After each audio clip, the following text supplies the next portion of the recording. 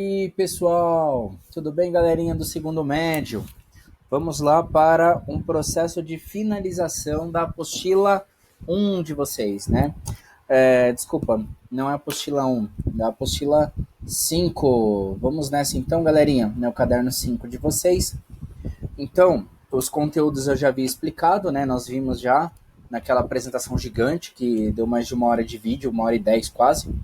E agora nós vamos partir para a última etapa da correção dos exercícios e atividades aqui do caderno 5, tá, pessoal? Então, da aula 14 e 15, então nós vamos lá, né, vem mostrando o processo de envelhecimento da população, né, e a alteração da pirâmide etária aqui, tá? Então, vamos para a atividade 1 aqui, né? Então, olha lá, ó. Considere a pirâmide etária abaixo e aponte as alternativas corretas. Então, galerinha, né, o que acontece aqui, né? As respostas corretas são aqui, ó, a resposta 2 e a resposta 8, totalizando 10 pontos, né? A participação das mulheres idosas é superior à participação de homens idosos na pirâmide etária. Pode ver, porque as mulheres idosas estão sobrevivendo, né, mais tempo do que os homens idosos, tá bom, pessoal? O 8. O topo da pirâmide indica que há um número significativo de idosos, o que gera demandas financeiras ao Estado, como aposentadorias e programas de saúde. Sim, né, gera esse custo. Mas é um erro, é um equívoco falar que, mas é que vai quebrar o Brasil, a economia do Brasil. Gente, essas pessoas contribuíram a vida inteira pagando impostos. É um erro acharmos que o país é uma empresa que tem que gerar lucro. Não. Um país não tem que gerar lucro. Um país tem que reverter para a população tudo que é pago em impostos. E não tem que terminar o ano com lucro, não. Tem que terminar o ano investindo tudo que foi pago em impostos na própria população, né? É isso. Quem pensa em lucro é dono de empresa. E um país não é uma empresa, não. Tá?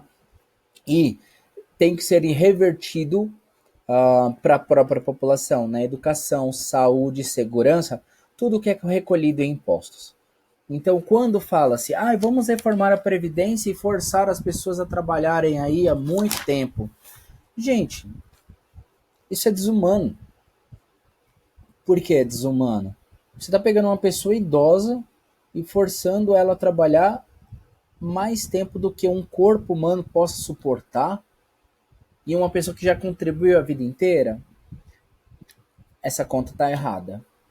Agora, se a proposta governamental é vamos fazer a reforma da Previdência, mas vamos economizar em tudo, inclusive nos salários dos políticos, inclusive acabar com essa história de político profissional, fazer como os países nórdicos, por exemplo, que o cara tem um emprego normal numa empresa, e enfim, e ele desenvolve no contraturno a função política recebendo um salário mínimo. Por que não fazer isso então? Porque é como uma casa. Vamos imaginar que nessa casa moram 4 ou 5 pessoas. E o líder dessa casa fala, olha, vamos começar a economizar, então eu vou cortar isso, isso, isso. Corta regalias de todas as pessoas da casa, mas dele não. É incoerente. É incoerente. Né? Então, gera um custo, né? Mas quanto de lucro esse servidor que hoje está idoso não gerou para o país, né? Então, pessoalzinho, é esse processo que precisa acontecer, né, no país. Atividade 2, nós temos análise das pirâmides etárias aqui do território brasileiro, né, dos estados em si, tá? Então, ó, a macro-região brasileira aqui deverá demorar mais para concluir seu processo de transição demográfica é a norte, galerinha. É a região norte aqui, ó. Pode ver que as outras pirâmides etárias já começou a base ficar mais fina. E aqui, ainda nos estados do norte, a base ela é mais larga. Então essa transição demográfica vai demorar mais nesses estados. A 3, olha só. O Brasil vivencia uma mudança na estrutura etária de sua população que repercute nas políticas estatais. As pirâmides etárias constituem uma forma de representação de dados importante para planejar e implementar políticas que visem a melhoria da qualidade de vida da população. Observe as pirâmides abaixo. Então, tem uma pirâmide de 1980 e uma de 2010. Então, nós vemos a estrutura, né, de transição que começa a acontecer na década de 90 e 2000, e aqui já reflete melhor esse equilíbrio que vem já. Aqui ó, vem um equilíbrio e aqui já se desequilibra tendo menos filhos do que a fase anterior, tá?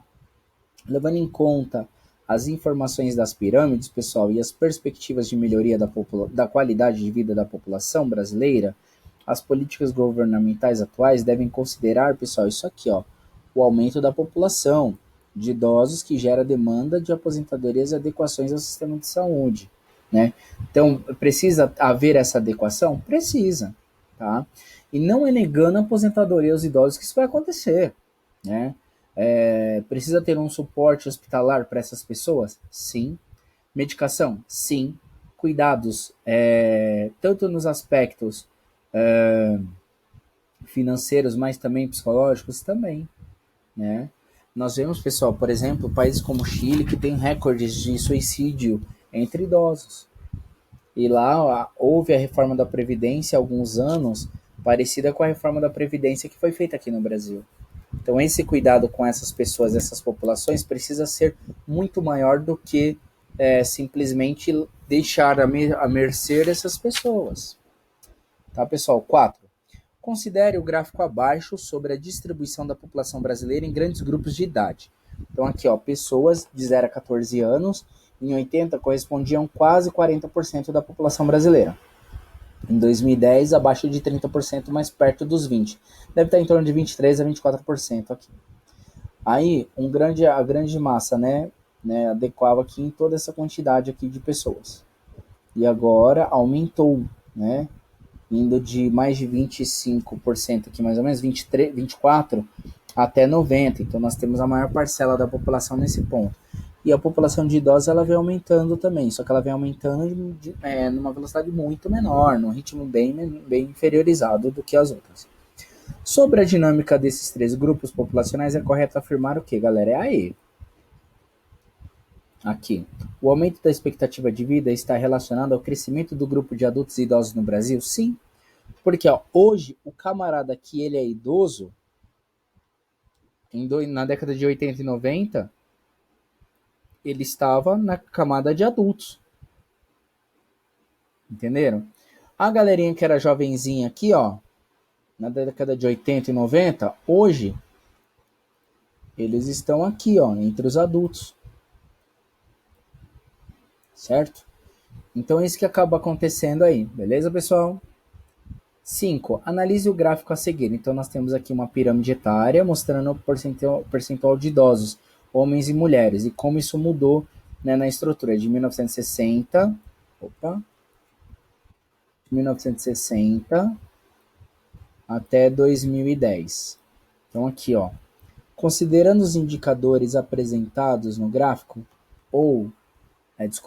e as atuais mudanças no processo de envelhecimento da população brasileira, é correto afirmar que, ó, correto afirmar isso aqui, pessoal, AD.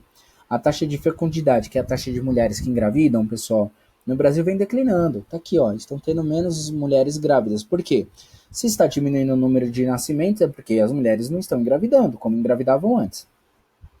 E a proporção de idosos vem crescendo, e vem mesmo, ó, aqui, ó. Era menor a porção de idosos, agora ela já está maior, né? A linha mostra que está maior, ó. Aqui, ó. Idosos na década de 60, aqui, ó, na faixa de 65 a 70 anos, chegava até aqui. Agora, ela já não está chegando até ali, ela passou dali. Aumentou o número de idosos, né, pessoal? Contudo, esse processo de envelhecimento populacional não ocorre de maneira uniforme em todas as regiões brasileiras. Não, foi o que nós vimos aqui, ó. Não ocorre da mesma maneira em todas as regiões, em todos os estados, em todas as cidades. Isso aí é diferente. Tá bom, pessoal? Beleza? 5 já foi. 6. Então aqui, ó, em 2011 o IBGE divulgou a sinopse do Censo Demográfico 2010. Observe alguns dados. Então aqui, ó, De acordo com os dados, é possível afirmar o que, galerinha? É aí. Opa, deixa eu mudar a ferramenta. A opção é, ó. A população brasileira segue aumentando apesar da desaceleração do crescimento. O número vem aumentando de população brasileira, né? E lembrando, galerinha, ó, vou fazer uma coisa aqui, ó. Olha como vem aumentando, né? Eu vou entrar no IBGE. Eu já nem lembro mais quando eu entrei, para qual turma eu entrei, mostrando informações. Eu não lembro se foi o segundo médio, né? Se foi o segundo médio, me desculpe. Mas será rápido também, né? As pessoas tendo menos filhos, mas o número de população brasileira continua crescendo. Então aqui, ó, conforme vai completando aqui o círculo, vai ter um brasileiro a mais aqui no país, tá? Então, isso vai acontecer e vai continuar acontecendo, tá? Beleza, pessoal? Então, ó, um brasileiro a mais aqui no país. Como a gente sabe desse número? Através dos cartórios, com os registros de nascimento e registros de óbito. Quando a criança nasce, é feita a certidão de nascimento. Aonde? No cartório. Quando uma pessoa vem a falecer, onde é feito esse registro? Também no cartório, gerando uma certidão de óbito, né? Isso aí acaba acontecendo, tá, pessoal? Beleza? Então, voltando aqui, né? Então, galera, ó, no caso, a população brasileira segue aumentando, apesar da desaceleração do crescimento. Esse crescimento ele vem desacelerando, mas continua crescendo, né? Aí, no caso, a aula 16 vem falando dos imigrantes, né? Então, nós tivemos alguns ciclos de imigrantes aqui para o Brasil. Então, no período colonial, né? O período colonial mostrou, né, a vinda de portugueses e africanos. É triste, né? O motivo da vinda dos africanos para o Brasil. E depois nós tivemos, fora do período colonial, no século XIX e XX, a vinda de muitos europeus, inclusive asiáticos, para o Brasil, né? E nós vemos aqui o índice de crescimento, né, de imigrantes vindo para o Brasil em números absolutos. Então aqui, pessoal, ó, a taxa de imigração por nacionalidade. Então, ó, entre 1884 até 1893. Então, olha a quantidade de alemães que vieram, italianos que vieram nesse período. É assim que nós lemos esse gráfico, tá, pessoal? A quantidade de portugueses e a quantidade de sírios ou turcos, né? Agora, entre 1894 e 1903, é a barrinha azul. Alemães, olha como caiu. Olha como os espanhóis, né, se manteve. Italianos também, japoneses e assim por diante. Aqui os amarelinhos, né, de 1904 a 1913. Olha a explosão de portugueses aqui, né? Fica claro aqui, né? E cresce bastante também, ó, de outros, né? Aliás, desculpe, é outro período. E cresce também aqui bastante, né? Em 94, desculpa, em 914 até 1923, né? O número de portugueses ele diminui um pouco e é superado, né? Depois volta a crescer entre 1924 e 1933 o número de portugueses vindos para o Brasil e, né, o de espanhóis aqui ele vem caindo, né, de outros vem crescendo. Então, japoneses, ó, como cresceu bastante entre 1924 e 1933, né? Então, isso que vem acontecendo. Então, em classe aqui, galera, como eu já pedi para vocês realizarem as atividades, então eu vou pular a parte da leitura do enunciado e nós partimos aí para as respostas, né? Então, aqui na 1, né, sobre esse tema, o tema dos imigrantes aqui no Brasil a partir de 1990, né, sul-americanos. Né? Então, opa. Aqui a D, pessoal. Parte desse contingente de novos imigrantes que chegaram ao Brasil está em situação irregular e, portanto, não usufrui dos direitos reservados aos demais trabalhadores no país, né? Isso realmente acontece aí, tá? Enfim. Aqui, galera, na 2, né, como essa aqui é menor, mais rápido. O intenso processo de imigração no Brasil principalmente entre a segunda metade do século XIX e primeiras décadas do século XX, deixou marcas fortes, aliás, fortes marcas de mestiçagem e hibridismo cultural, constituindo um importante fator de demografia, cultura, economia e educação no país. Então, o processo de imigração retratado teve como principal atrativo o que, pessoal? A oferta de postos de trabalho nas lavouras, né? Muitas pessoas do mundo vinham para o Brasil por isso, né? Em busca de postos de trabalho, para trabalhar nas lavouras, porque corria no mundo a notícia de que o Brasil tinha grandes lavouras e precisavam de mãos para trabalhar nessas lavouras aí, tá? A 3. A chegada dos haitianos, pessoal, deixa eu aumentar um pouquinho aqui, fica melhor para vocês e para eu também enxergue melhor aqui. Tá bem. Aí, agora sim. A chegada dos haitianos em território brasileiro começou em 2011 e tornou-se maciça no início de 2012, sendo noticiada pelos principais meios de comunicação do país. Em alguns municípios acreanos, próxima à fronteira, esses migrantes se refugiaram em busca do quê? Do que eles estavam fugindo lá, galera? Por que eles estavam saindo do Haiti e vindo aqui para o Brasil? Para melhorar as condições de vida e de trabalho, devido à situação de precariedade vivida pela população no seu país de origem, né? Gente, o Haiti passou por grandes desgraças, né, na década de 2000. Eles tiveram um terremoto, começaram a se reconstruir, tiveram outro terremoto, então, que destruiu grande parte. Inclusive o Brasil fez um jogo comemorativo lá. E o Brasil chegou de avião, do avião já pegou um carro blindado do exército haitiano, que levou a seleção brasileira até, isso foi em 2003, acho, 2004, não lembro agora, levou direto para o estádio, aí houve o jogo e já foi embora direto para o aeroporto. E por quê? Porque o perigo, a questão de falta de estrutura, porque o país estava em colapso, tá, pessoal? Então isso que ocorreu lá, tá? Então muitos haitianos vinham para o Brasil buscando, né, uma melhor qualidade de vida, beleza, pessoal? Os TMTCs aí, da aula 17 e 18, né, sobre a estrutura étnica aqui do caso da população brasileira. Então, como a população se autodeclara, 43% se declara parda, 47% branca, 1,53% indígena amarela ou não se declara e 7% preta, tá? Professor, tá escrito preta na apostila. É o termo correto, né? Até a gente viu uma aula, né? Quem acompanha o Big Brother, eu vi pelas redes sociais o vídeo dele, né? Ele dando uma aula sobre a origem da palavra negra, né? Enfim, o termo correto é este, tá?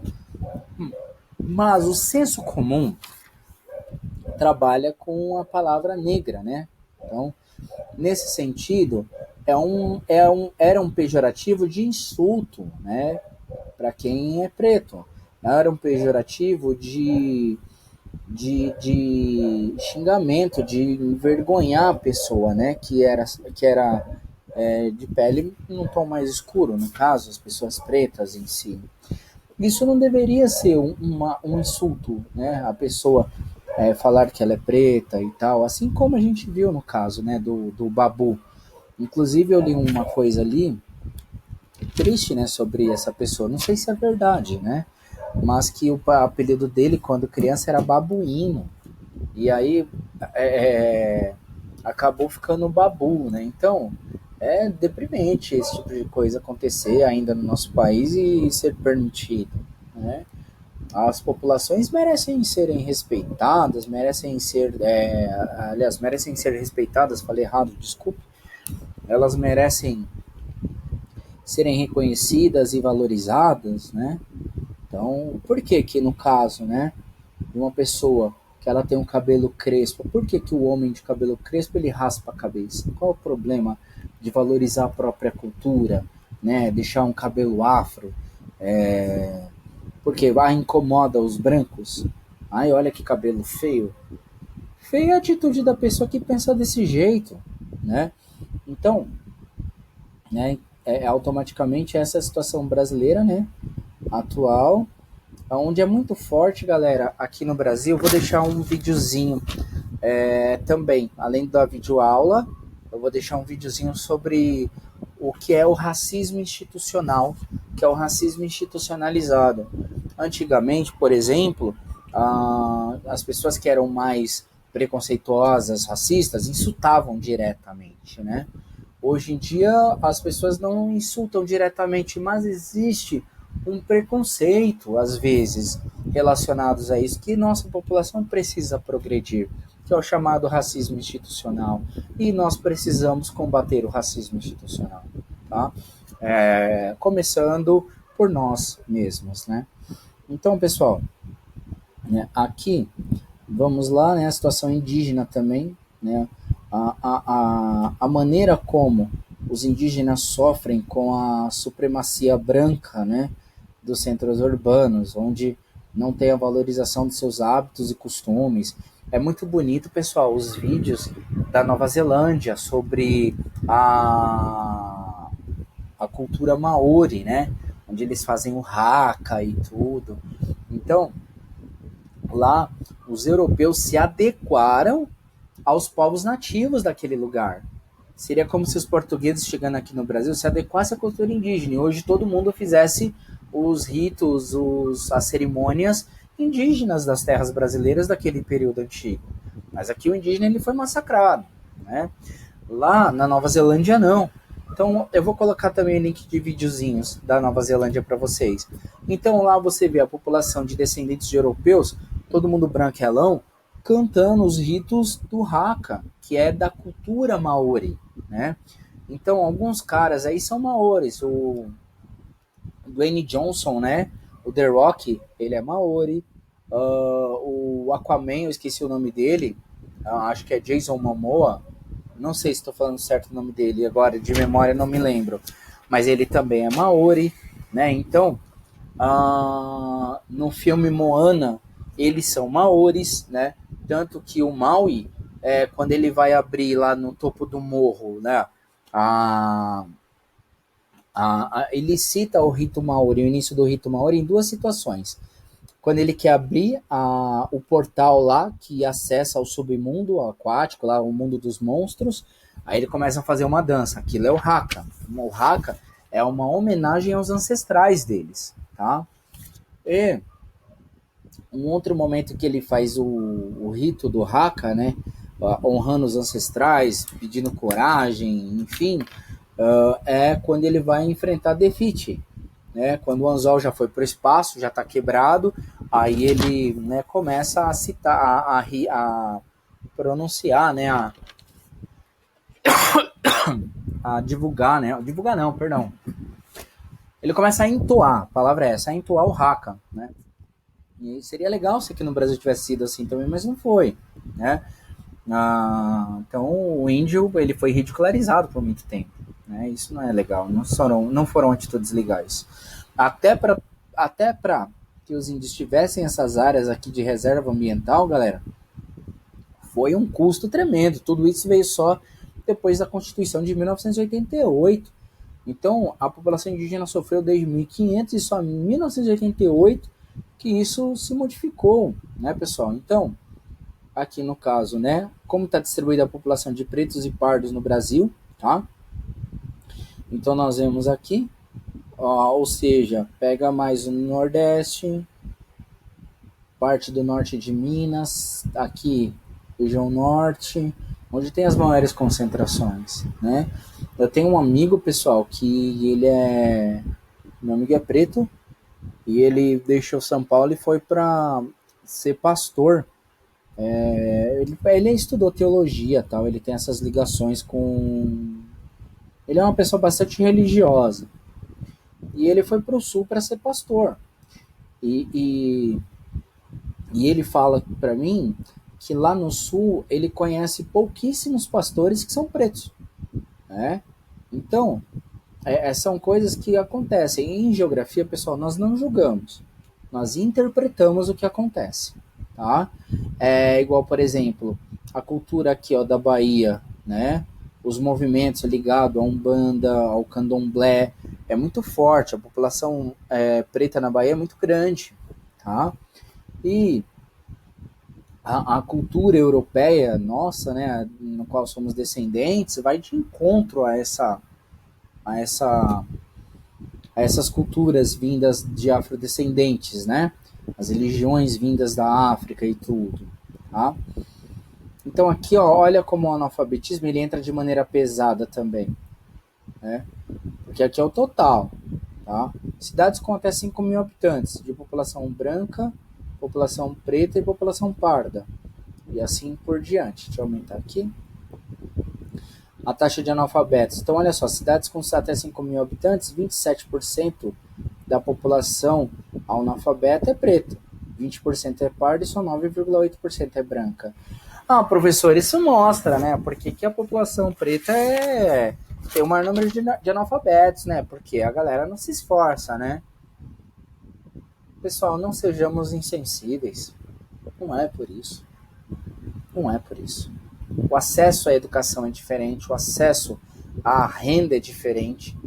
Pessoal, os próximos informações aqui nós vemos, né? Ó, nos exercícios, nós vamos perceber que temos que gente, o módulo veio falando, né, sobre a diferença de salário que existe. O homem branco tem os maiores salários, a mulher branca e o homem negro estão em segundo lugar no número, no valor de salários. E o salário mais baixo é da mulher preta ainda. Então, a mulher preta ela carrega uma questão salarial mais baixa por ser mulher e por ser preta. Por exemplo, a representatividade do Brasil. Cerca de mais de 50% da população se declara parda ou preta. E aí a gente pega, por exemplo, uma análise que eu estava fazendo do Big Brother. Nós tínhamos ali 20 representantes de populações brasileiras, né, de etnias brasileiras. Gente, apenas 2 pessoas pretas e pardos ali muito baixo, tá? O correto seria, se for para trabalhar em cima da representatividade, teremos que ter quase a metade da população daquela casa formada, aliás, mais da metade deveria ser, né? Porque mais da metade do Brasil é preto e pardo. Então, a representatividade para aquela casa está errada, né? Deveria ter um pouco mais da metade de preto e pardo, simbolizando a representação da população brasileira, né? Mas por que ninguém se incomoda com isso, ou ninguém nem pensa nisso? Porque o Brasil está acostumado. O Brasil está acostumado às coisas serem sempre assim. Isso não é legal, né? Em torno disso, né? Então, nós temos vários movimentos surgindo no mundo na década de 2000 em diante, o movimento neonazista, a supremacia branca, essas coisas todas, né? E a desigualdade racial e étnica aqui no Brasil é muito forte. O preconceito ele é muito forte, tá?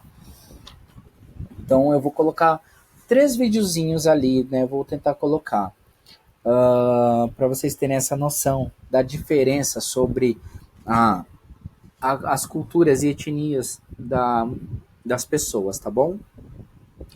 O em classe aqui, pessoal, nos versos do poeta estão evidentes o que, ó? Não provém do Caraíba, nem deriva do Tupi, nem parece inferior, parece ele o Cariri, e uma língua co-irmã das outras línguas daqui. O que está sendo comentado aqui, galera, é a diversidade étnica, linguística, cultural dos primeiros habitantes do território, hoje paraibano, né? Atividade 2, pessoal, aqui, né? Ó. Cerca de 60% dos índios brasileiros estão concentrados na Amazônia Legal. Com base em seus conhecimentos e nas informações anteriores sobre a distribuição geográfica das terras indígenas no Brasil, é correto afirmar que... Galera, a Amazônia Legal, revisando aí conteúdo de primeiro ensino médio, é aquela parte da Amazônia em que acaba sendo realizado por terras composta por terras indígenas, tá? E todo esse processo de origem brasileira mesmo, né? Nessas constituições de terras, tá? Então, a alternativa correta é a A aqui, ó. Tal distribuição se deve ao fato de o processo de ocupação do território brasileiro ter se caracterizado por um povoamento litorâneo, o qual é o grande responsável pela interiorização dos nativos, né? Então, aqui, galera, quando os portugueses chegavam foi pelo litoral. Os africanos vindos para o Brasil para trabalharem como escravos pelo litoral. As primeiras cidades litorâneas foram as primeiras cidades brasileiras. Hoje são as maiores cidades do país, as cidades litorâneas. E grande parte dos nativos foram para o interior do país e indo se isolando na região norte. Desculpa, pessoal. Nós temos aqui no Brasil, então, na época da vinda dos portugueses, cerca de 5 milhões de indígenas. Esse número chegou a ser só de 200 mil indígenas. Aí começou a ser feito um processo de revitalização da cultura indígena pela FUNAI, que é a Fundação do Índio e tal, que começa a haver essa reconstrução, né, da população indígena em número de pessoas, tá?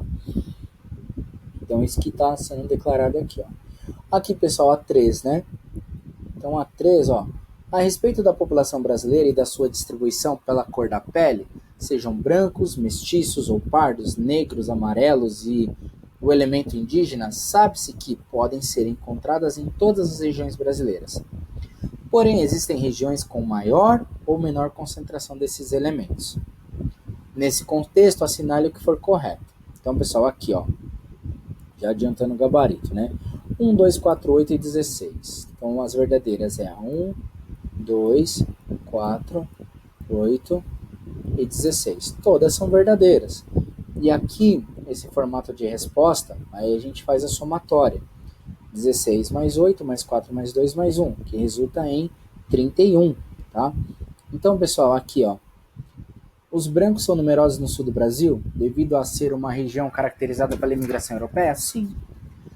2. Os mestiços se destacam no Nordeste e na Amazônia, que são que são regiões onde há séculos existe um ativo processo de mestiçagem? Sim.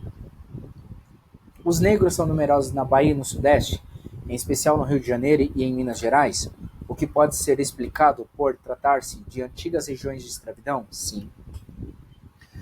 Os amarelos, grupos menos numerosos, essencialmente descendentes de japoneses, estão concentrados na maior parte no estado de São Paulo e aparecem também no Paraná? Sim.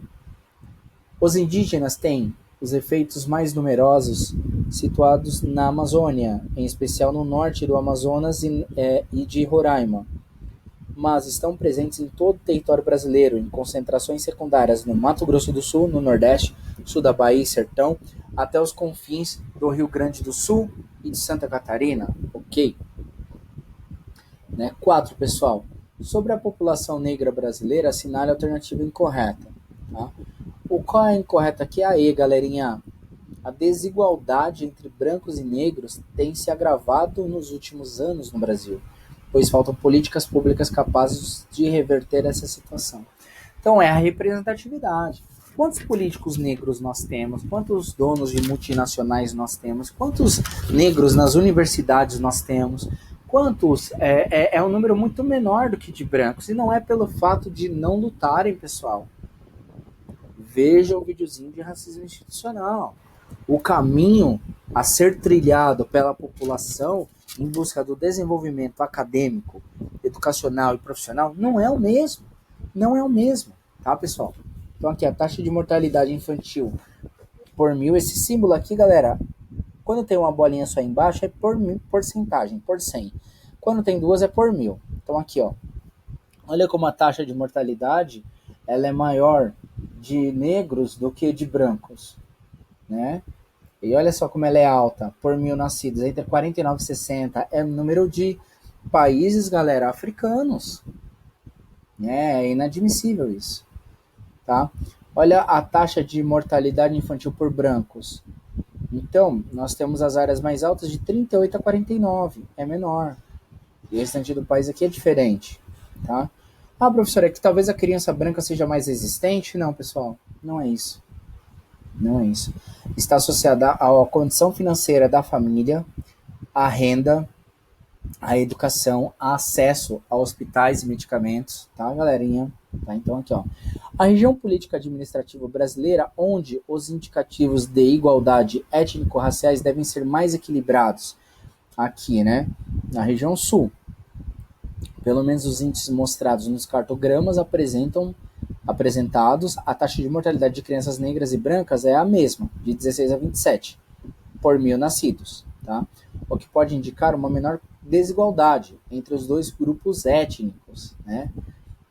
A desigualdade financeira, mas a quantidade de negros e brancos é bem diferente, tá? Só que a renda distribuída, ela também, não é tão diferente nessa região sul aqui em São Paulo também, tá? Mas o número de brancos e negros é bem diferente. B, dos estados, dois estados da região política administrativa Nordeste, onde as disparidades das taxas de mortalidade entre negros e brancos tendem a ser maior, no estado do Rio Grande do Norte e Alagoas. Tá? Nesses estados, a diferença entre taxas de mortalidade de crianças brancas e negras é expressiva. Então, é o que eu mostrei aqui, ó. Aqui, ó. A taxa de mortalidade de negros, crianças negras e de crianças brancas muda. Tá? Então, aqui, a etnia da criança entra de uma maneira brutal, tá, galerinha? Beleza? Então, essa desigualdade ela é mais expressiva. Tá, galerinha? Aqui no Rumo a Enem, então eu vou corrigir essas atividades com vocês também, para finalizarmos essa apostila 1. Aliás, o caderno 5, apostila 5. O trecho da canção faz referências a uma das dinâmicas centrais da globalização, tá? A música do Gilberto Gil aqui, Banda Larga Cordel. Tá fazendo referência aqui, galera, ó, evolução da tecnologia da informação, né? A resposta 2 e 3, aliás, das questões 2 e 3, nós levamos em consideração aqui o texto, né? A sociedade global. Então aqui as pessoas se alimentam, se vestem, moram, se comunicam, se divertem por muitos bens e serviços mundiais, utilizando mercadorias produzidas pelo capitalismo mundial globalizado. Suponhamos que você vá com seus amigos comer Big Mac e tomar Coca-Cola no McDonald's. Em seguida, assiste a um filme de Steven Spielberg e volta para casa num ônibus de marca Mercedes. Ao chegar em casa, liga seu aparelho de TV Philips para ver o videoclipe do Michael Jackson e em seguida deve ouvir um CD do grupo Simple Red, gravado pela BMG, Ariola Discos, em seu equipamento Aiva. Veja quantas empresas transnacionais estiveram presentes nesse seu curto programa de algumas horas. Com base no texto em seus conhecimentos de geografia e história, marca a resposta correta. A resposta correta que, galera, é um mundo globalizado, né? Está eliminando as particularidades, as diferenças culturais. Então, a música que nós ouvimos é norte-americana, agora assola o Brasil, né, nas grandes cidades, aí, o K-pop, que é música sul-coreana, e assim por diante, né? Ou seja, a alimentação também de outros lugares vem para cá, nossa também vai para outros lugares, o que começa a deixar as culturas muito parecidas, né? E a 3 aqui, pessoal, ó, a leitura do texto ajuda você a compreender o que, galerinha? Aqui, ó, a 2, 4 e 5 são corretas. A 2, 4 e 5. A 1. A globalização é um processo ideal para garantir acesso a bens e serviços para toda a população? Não. A globalização ela aumenta a desigualdade. A 2. A globalização é um fenômeno econômico e ao mesmo tempo cultural? Sim. 3. A globalização favorece a manutenção da diversidade dos costumes? Não. Ela não favorece a manutenção da diversidade dos costumes. Ela altera o costume, a cultura, tá? Filmes, programas de TV e música são mercadorias como quaisquer outras? Sim. As sedes das empresas transnacionais mencionadas são dos Estados Unidos, a Europa Ocidental e o Japão? Sim. Tá, galerinha? Então, vamos lá. 4. uma nova desordem geográfica mundial, uma proposta de regionalização. Então nós temos aqui, né, um mapa, né, num formato um pouco diferente do que vocês estão acostumados. Então nós temos aqui, né, o continente americano, aqui nós temos a Europa, aqui nós temos a Rússia, e aqui nós temos o Japão, a Ásia, a Austrália aqui, tá? Então tá aqui, né, essa nova desordem mundial, né? Então, o mapa procura representar a lógica espacial do mundo contemporâneo pós-União Soviética, no contexto de avanço da globalização e do neoliberalismo, quando a divisão entre países socialistas e capitalistas se desfez e as categorias de primeiro e terceiro mundo perderam sua validade explicativa. Lembra na aula que eu falei da extinção do segundo mundo, e aí que se tornaram o primeiro mundo países desenvolvidos, que eram países capitalistas ricos, e o mundo subdesenvolvido, que eram os países de terceiro mundo. Tá, galerinha? Então aqui, ó, considerando esse objetivo interpretativo, tal distribuição espacial aponta para a influência, opção C, das grandes potências econômicas. Tá? 5. O Programa das Nações Unidas para o Desenvolvimento elaborou um relatório de desenvolvimento humano, que foi extraído do trecho abaixo. Então aqui, ó, nos últimos anos, na década de 90, o quinto da população mundial que vive nos países de renda mais elevada tinha, né, 86% do PIB mundial, 82% das exportações mundiais, 74% das linhas telefônicas, 74%, 93% das conexões com a internet. Então, aqui, ó, de acordo com esse trecho do relatório, o cenário do desenvolvimento humano mundial nas últimas décadas foi caracterizado pelo quê, pessoal? Pelo a crescente concentração de renda, recursos e riquezas. Né? A 6, galerinha, ó. Qual dos slogans a seguir poderia ser utilizado para defender um ponto de vista neomalthusiano? Neomalthusiano, métodos contraceptivos, lembraram? Então aqui, ó. Controle populacional, nosso passaporte para o desenvolvimento. Então, controlando o número de nascimentos através de métodos contraceptivos vai causar o desenvolvimento de acordo com a teoria neomalthusiana. Tá? A 7, galera, aqui, ó. Qual dos slogans a seguir poderia ser utilizado para defender o ponto de vista reformista, que é a teoria reformista marxista, né? Essa daqui, ó. Com saúde e educação, o planejamento familiar virá por opção. Então, com saúde e educação, as pessoas vão conseguir ter uma condição de vida melhor e isso vai fazer com que o número de filhos seja reduzido. Tá, galerinha? O mapa 1 aqui, da questão 8, tá? Distribuição espacial da atual população brasileira. Então, nós vemos a grande concentração no litoral brasileiro, né? Número de habitantes e assim por diante. Quanto maior a bolinha, maior é o número de habitantes, tá? O mapa 2 mostra aqui conflitos em terras indígenas. Então, uma grande massa de conflitos aqui na região norte do país, tá? Norte e centro-oeste, tá? Então, isso que vai acontecendo. Ok, pessoal? Então, pessoal, continuando a gravação aqui, eu fiz uma pausa, desculpa, né? Aqui nós temos os territórios abordados, né, pelo território indígena e os conflitos existentes, né? Então aqui, ó, os mapas representam distintos padrões de distribuição de processos socioespaciais. Nesse sentido, a menor incidência de disputas territoriais envolvendo os povos indígenas se replica pelo quê? Pela concentração histórica de urbanização. Então, nessas áreas aqui hoje não tem tanto conflito como nessa área, porque os índios já foram expulsos daqui, né?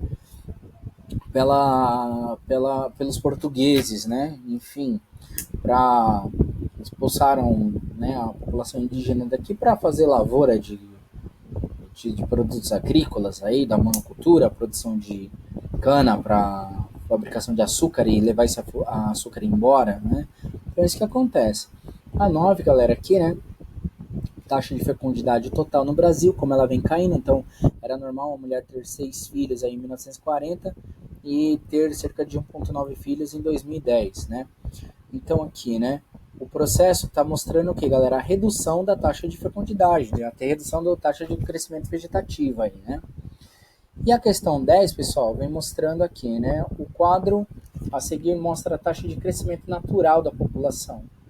Então, conforme, dependendo do período aqui, qual foi o processo, né? Então, assim, analisando os dados, podemos caracterizar o período entre, né, 1950 e 70, a interpretação de dado, como nítida explosão demográfica. Então, como aumentou bastante aqui, ó, década de 50 e 60 até os anos 70, houve um crescimento grande no número de filhos por família, né? A 11, galera, né, nós temos aqui, né, ao longo do século XX, as características da população brasileira mudaram muito, né? E os gráficos mostram as alterações nessa distribuição. Então aqui, né, a população urbana em 1940 e a população urbana agora em 2001. A população rural em 1940 e a população rural em 2000. E a taxa de fecundidade caindo. Então nós vemos que a urbanização faz a taxa de fecundidade cair, né? Então, comparando os dados dos gráficos, podemos concluir o que, galera? Aqui, ó. Aí, com a intensificação do processo de urbanização, o número de filhos por mulher tende a ser menor. A 12, galerinha, nós temos aqui então, ó, a tabela a seguir apresenta dados referentes à mortalidade infantil. Que nós já vimos Norte, Nordeste, Sul, Sudeste, Centro-Oeste e a média brasileira. Então aqui, ó, já o segundo grupo deveria coletar informações que reforçassem a ideia de que a saúde de um indivíduo está diretamente relacionado à sua condição socioeconômica. Então aqui, né, ó, opção B, apoiar apenas a argumentação do segundo grupo, tá? Como está sendo mencionado aqui, né, os grupos em si. A 13, pirâmide etária, de 91 a 2010, né? E aqui a composição da população que reside no rural por sexo, aqui que reside na área urbana. Então nós vemos que na área rural começa a se ter esse controle, né, da diminuição, no centro urbano já está acontecendo há mais tempo. Então a questão 3 aqui é a menor proporção da fecundidade na área urbana. A 14, galerinha. Então aqui, né, vou passar agora o gabarito aí para a aula não ficar tão longa, tá, pessoal? Então aqui, ó, a 14, né, sobre as análises aqui, tanto dos gráficos quanto da tabela. Então a B aqui, ó, pelo menos 50% das mortes na faixa etária de 15 a 29 anos ocorrem por agressões ou por causas externas de intenção indeterminada, tá? Já a questão 15, né, ela trabalha sobre a posição da ocupação da mulher na sociedade e no mercado de trabalho. Então, nós vemos aqui a mulher adentrando o mercado de trabalho, né, e aqui o número de homens, né, diminuindo a vagas de trabalho para homens, então 60% para homens e 40% para mulheres. Então começa a se equilibrar um pouco isso, tá? E apresentou-se crescente desde 1950, se mantida, a tendência alcançará um curto prazo a participação masculina. A questão 16 aqui, sobre aqui, ó, em reportagem sobre o crescimento da população brasileira, uma revista de divulgação científica publicou uma tabela, né, com a participação. Então aqui nós temos, né, o gráfico de 1970 até 2050 das populações, certo? Então, aqui, né, admitindo-se que o título da reportagem se refira ao grupo etário cuja população cresceu sempre ao longo de um período registrado, um título adequado seria o quê? Isso aqui, pessoal, ó. O Brasil de cabelos brancos. Né? Ou seja, olha só como está crescendo o número de pessoas acima de 65 anos. Né? A questão 17, né? Vem lá.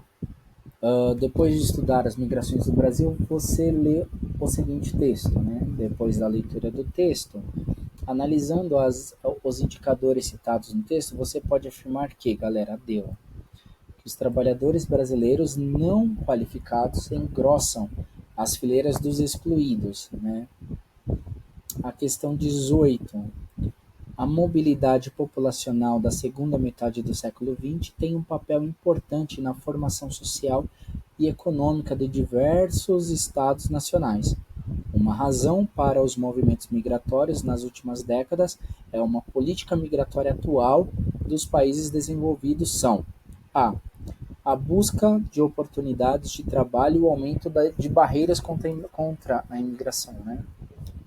Aí isso incentiva o crescimento da xenofobia, com aquela aversão a estrangeiros, o crescimento, né, dos genocídios, que é a execução de estrangeiros, enfim. 19. O projeto Nova Cartografia Social da Amazônia ensina indígenas, quilombolas e outros grupos tradicionais a empregar o GPS e técnicas modernas de georreferenciamento para produzir mapas artesanais, mas bastante precisos de suas próprias terras. Então, a existência de um projeto, né, como apresentado no texto, indica a importância da cartografia como elemento promotor da o que, galera? Da valorização de identidades coletivas, né? Ou seja, dessa organização, que é legal para um indígena saber do seu território, para um quilombola saber do seu território, né? Sem ter o controle e o cuidado, evitando assim, né, o controle das populações urbanas, destruindo esses territórios que não são deles, né? Bom, pessoal, o Rumo Enem termina por aqui, tá bom? A gente finalizou o caderno 5. Na próxima aula a gente começa já abordando o caderno 6 e os assuntos referentes aos capítulos 7 e em diante do livro texto. Desejo a todos aí uma boa semana, tenham todos ótimas aulas aí, se apliquem, vão além. Dica, leitura, galera, e vejam filmes também, né? Tudo bem, pessoal? Valeu pela aula, até mais, galerinha. Tô com saudade de vocês, hein? Tchau, tchau.